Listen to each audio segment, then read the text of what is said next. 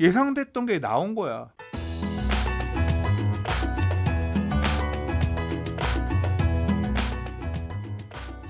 자, 두 번째 이야기로 가보도록 할게요. 자, 분양가 상한제가 적용이 되면 여러 가지 부작용이 발생할 수 있다라는 부작용 측면에 대한 이야기를 잠시 나눠보도록 할 텐데요. 자, 일단 집값 상승세를 보이는 지역의 오름세를 잡기에는 분양가 상한제만으로는 한계가 있다라는 얘기고요. 두 번째는 이렇게 분양가 상한제를 진행을 합니까? 분양가가 낮아지잖아요. 그래서 청약 쏠림 현상이 발생할 수 있다. 이런 얘기가 있었습니다. 세 번째는 분양가 상한제가 지정이 안 된 지역으로 쏠림 수요자층이 몰려가서 풍선 효과를 만들어낼 수 있다. 이렇게 세 가지 얘기가 있는데요. 아까 우리가 풍선 효과에 관련된 부분은 잠깐 이야기를 나눴던 것 같아요. 근데 제가 개인적으로 볼 때는 이런 생각을 좀 해볼 필요가 있는데, 일단 청약 시장 자체가 지금 실수요 위주로 재편되어 가고 있는 건 사실이죠. 자, 청약 시장의 쏠림 현상 이라는 게 결국은 청약 시장에 도전하는 사람들이 분양가 상한제 지역으로 더 많이 몰려들 가능성이 높다라는 거하고, 풍선 효과에 의한 집가가 상승할 것이다 라는 얘기는 사실상 보면 정반대되는 내용 아닐까라는 생각이 들어요. 청약을 보는 사람이랑 수요층이 다르죠. 그렇죠. 네, 그러니까 미지정으로 가는 사람들은 투자자, 이미 청약에선 배제되어 있는 청약으로 집 살 사람들이 아닌 사람들은 네. 이런 식으로 뭐 더 먹을 거 없나라고 해서 해제 지역들 보는 분들은 있을 것 같고요. 네. 그리고 청약시장 쏠림 현상은 이미 있는 것 같아요. 그러니까 자 보세요. 있을 것 내년 같아요. 4월까지 유예 기간을 준댔어요. 그러니까 정확하게 10월 달에 발표하면서 6개월 유예였으니까 10월 말에 바뀌었잖아요. 네. 6개월이니까 내년 4월 말 정도일 텐데 그럼 이제 그 이후부터 효력인데 지금 내가 서울에 이사를 와요. 네. 그냥 월세를 들어와. 한 달에 월세 비용이 150이야. 1년이면 1,800, 2년이면 3,600이네요. 지금 들어와서 내년 그러면 11월 정도 되면 1년 채우죠. 근데 내가 무주택 기간이 긴 40대 중후반에 청약가점 70점 정도 되는 사람이야. 부양가족이랑 해서. 그러면 내가 이제까지 나는 평촌에 살았는데 과천 정도 볼까? 또는 뭐 분당 이런 거 볼까 하다가 분양가 상한제는 내년 4월 이후, 5월 이후잖아요. 그렇죠. 그리고 실제로 걔네가 언제 분양할지는 아직 몰라요. 그런 상황인데 그러면 서울 지금 이사 가야 돼요, 말아야 돼요. 2년치 임대료 150만 원짜리 임대료를 들어가도 3,600이야. 그렇죠. 그 대문 얼마 피가? 어마어마하죠. 10억? 뭐 오늘 네. 기사 보니까 20억? 조합원 분양가부터 싼 일반 분양가? 네. 아니 2년 동안 거주 비용으로 2억을 낸다고 1년 동안 2천만 원을 낸다고 하더라도 평촌되면 10억이면 그렇죠. 뭐하러 평촌에서 내가 그 수도권에 있는 청약서요. 그러니까 내가 가점 높은 사람이면 서울 와서 그냥 월세 살아야 돼요. 그게 맞지 않아요? 서울 거주 1순위 만든 다음에 왜 그래도 당첨이 안 될 가능성 있잖아요. 아니 그러니까 가점 봐야지. 그 정도 가점 있는 사람들. 네네. 그러니까 오히려 수도권에 있는 고가점자들이 네. 수도권? 부산에 있는 고가점자들이 네. 1년 동안 나 일 안 해도 돼. 내 연봉 얼마 된다고? 들어와서 우리 청약만 바라보면서 오자. 네. 청약 테크족이 이사원 뭐 이런 상황이 생길 수 있지 않을까? 이건 말 그대로 가정이에요. 그러니까 같은 서울 권역 사람이라고 하면 출퇴근 뭐 이런 거 고려하면 올 수도 있겠지만 네. 뭐 자녀 장성하거나 이런 가족들 같은 경우 올 수도 있는 거잖아요. 그러니까 이런 청약 테크들이 없다고 볼 수 없다. 예.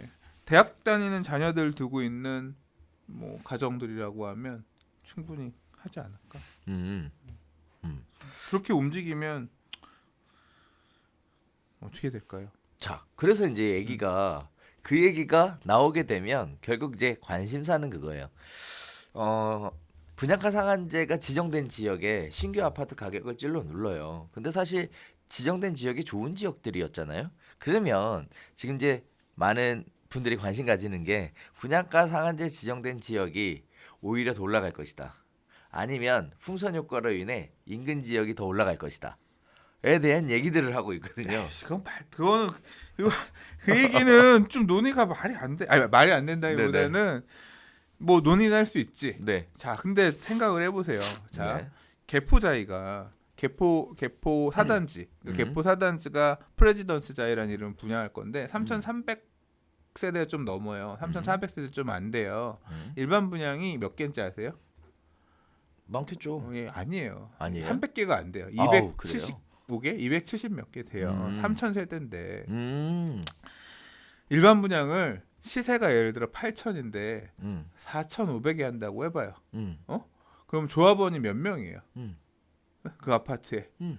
2천 몇백 명이잖아요. 그렇죠. 일반 분양 물량이 270개 나오고 조합원이 2,700개면 예를 들어서 10배 차이 나잖아요. 그렇죠. 조합원 시세 가격 물건들이 있는데 270개 일반 분양 싸게 나온다고 그 아파트가 싸질까요? 안 싸지겠죠. 네. 개포 레미안 블레스티지 DH 자너일츠 갖고 있는 사람이 우리 동네에 반값 아파트 분양이 나오니까 우리 집값이 떨어질 거야 걱정할까요? 안 내려. 그냥 아니죠. 아유, 저거 분양 받는 놈들 로또네. 그렇게 생각하겠죠. 그렇죠. 그런 상황이죠. 음. 실질적으로 대부분의 지금 요번에 지정되어 있는 지역들이 음. 거의 그런 식이에요. 일반 분양이 개수가 많을 것 같지만 생각보다 그렇게 많지는 않아요. 그렇죠. 조합원 입장들에서도 불쾌한 건 그런 거예요. 그거를 좀 더 비싸게 분양하면 내가 내야 될 추가 부담금이 뭐 1억 정도, 2억 정도 덜 낼 수 있는데 그거를 분양가를 그렇게 낮추면서 내 추가 부담금이 그만큼 더 느네. 이런 게 마음에 들지 않았던 건데 지금 뭐 가격이 지금 이 얘기 이슈 있고 나서 몇 억이 올라 버렸잖아요. 그렇죠. 그러니까 사실 그분들도 이미 너무 이거 당할 거다 얘기는 미리 이제 너무 얘기를 들었고 예상됐던 게 나온 거야.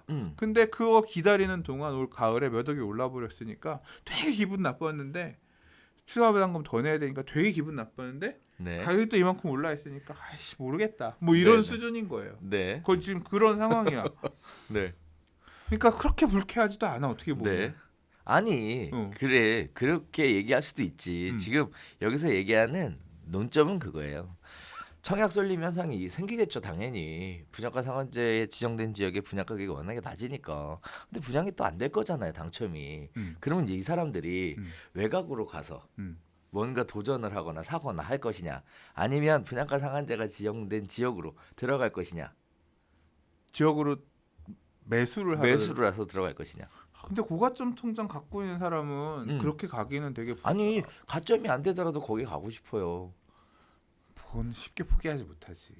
내가 청약가점 70점인데 예를 들어서 네네. 60 몇 점인데 그 통장을 버리고 그걸 매수로 간다? 음. 매수는 싸게 살 수 없잖아요. 아니 이렇게 생각하면 쉬워요. 제가 예를 좀 잘 못 드는데 저도 개인적으로는 사실 이 논리에 굉장히 관심이 가는 이유가, 예를 들어 지금 얘기했던 개포자이가 300세대 일반 분양을 해요. 네. 청약 경쟁률이 100대 1이래. 네. 난리 났어 완전. 네, 완전 노났다. 뭐 어쩌고 저쩌고. 그럼 이제 그 지역에 대한 관심이 집중이 조명이 될 거 아니에요. 그러면 난 가점은 안 돼. 그 청약은 못 해. 근데 여기 지역들이 이렇게 많이 몰려가는 거 보니까 괜찮네. 이 지역에 대해서 또 분양 홍보도 하고 할 테니까. 그럼 이쪽으로 그냥 들어가 살까? 하는 수요가 그거는 좀 가격을 오히려 예. 아니 그러니까 물량이 그러니까 워낙에 막 없으니까. 로또다 뭐다 이런 소리가 어. 나오면 그 지역이 붕업되는 영향이 있지 않을까 이제 그런 얘기신 그렇죠. 거잖아요. 그리고 또 한편으로 어. 외곽 지역에 대한 거는 두 가지 수요가 동시에 몰려가요. 하나는 뭐냐면 투자 수요가 일단 뭐 풍선 효과로 나온 지역이 비규제 지역이라고 얘기하는 지역이잖아요. 그러면 분양가 상한제 지역이 지정되지 않은 지역. 그 결국 풍선 효과로 지정이 되면 풍선 효과가 발생을 하면 일단 투자자들이 글로 갈 것이고, 그 다음에 청약 가점이 약간 모자른 분들이 또 그쪽으로 가겠죠. 그럼 결국은 비규제 그 청약 분양가 상한제가 지정되지 않은 지역은 두 가지 수요가 더 몰리니까 오히려 분양가 상한제 지정이 안 된 지역이 더 오를 것이다. 결국 이 얘기거든. 지금 이 얘기의 사실 제일 재밌는 부분은 분양가 상한제 지정으로 인해서 가격이 떨어질 거라고 얘기하는 사람은 아무도 없고 어디가 더 먹을 게 있나 그 논리야? 어디가 더 올라갈 것이냐라는 얘기가 미치겠다. 이게 포인트예요. 이게 미치겠다. 포인트. 예. 네. 자, 많은 분들이 실제 그런 식의 시각과 논리를 가지고 접근을 하는 것 같아서 사실 이걸 쟁점으로 뽑아봤는데 수장님이 방향을 이상한 쪽으로 이해를 하셨어요. 저는 예. 네네네. 아이고 모르겠습니다. 근데 좀 문제는 있는 것 같아요. 문제는 이게 엄청 강력한 규제책이고 그렇죠. 그런 건데 그 규제의 부작용이나 또는 그 규제 발언 이후에 너무 많은 반응들이 이미 나와버려가지고 사람들이 규제라고 인식을 안 해요. 그냥 의뢰 예상했던 예, 거. 나 진짜 사람들이 막 히히덕거리고 있어요. 아, 그래요? 우리 동네는 1티어 빠졌어? 1티어야. 아니 빠졌어가 아니야. 네. 우리 동네는 네. 1티어지요. 이- 네 뭐, 개의 규제가 다 있어. 아. 와, 우리는 투기 지역, 투기과열지구, 분양가 상한제 적용 지역, 조정 대상 지역 다 걸렸어. 네. 근데 분양가 상한제 적용 지역이 네. 별로 불쾌할 게 없어. 왜? 나는 분양할 아파트가 아니야. 어. 여기는 그렇게 되게 싸게 분양하라고 정부가 나서서 할 정도로 음. 분양가를 신경 쓰는 지역이다. 음. 나는 내가 할 건 아니고 옆에 그 음. 조합원들은 좀 싫겠지. 나는 상관없어. 뭐 이런 식으로 사람들이 당사자들은 좀 열받는데 음. 그 사람들은 소수고 음. 이제 뭐 그러면서 사람들이 커뮤니티에 글들을 쓰고 네.